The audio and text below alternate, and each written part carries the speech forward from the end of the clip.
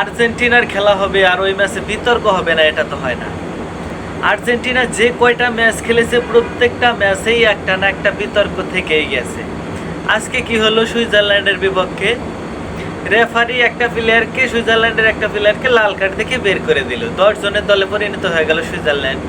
তাদের একটু শক্তি কমলো, আর্জেন্টিনা 3-1 গোলের ব্যবধানে ম্যাচটা জিতে নিল এবং সেমিফাইনালে পৌঁছে গেল। হ্যাঁ, রেফারি চাইলে তাকে কিন্তু হলুদ কার্ড দিয়ে সন্তুষ্ট থাকতে পারতেন, কিন্তু কি করলেন রেফারি, তাকে লাল কার্ড দেখিয়ে দিলেন।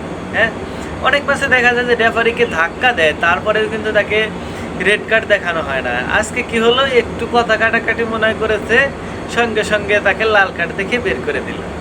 এত বড় মঞ্চে কোয়ার্টার ফাইনালে একটা ইম্পর্টেন্ট ম্যাচে এইভাবে লাল কার্ড দেখে বের করে দেওয়া আসলে দুঃখজনক ব্যাপার। জানি না এটা আর্জেন্টিনাকে বাড়তি সুবিধা দেওয়ার জন্য এরকম হচ্ছে নাকি প্রত্যেকটা ম্যাচেই, বা প্রত্যেকটা ম্যাচে আর্জেন্টিনা যে একটু বাড়তি সুবিধা পাচ্ছে এটা কিন্তু লক্ষ্য করছে প্রত্যেকটা ফুটবল প্রেমী, প্রত্যেকটা ফুটবল দর্শকরা এবং ফুটবল বিশ্লেষকরা।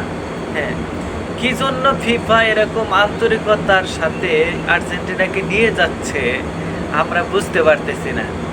হয়তোবা এর পেছনে অন্য কোনো কারণ থাকতে পারে, হয়তোবা কারণ সম্পর্কে আমরা অবগত নই বা আমরা কারণ সম্পর্কে জানি না, এই জন্য আমরা বলতে পারি না।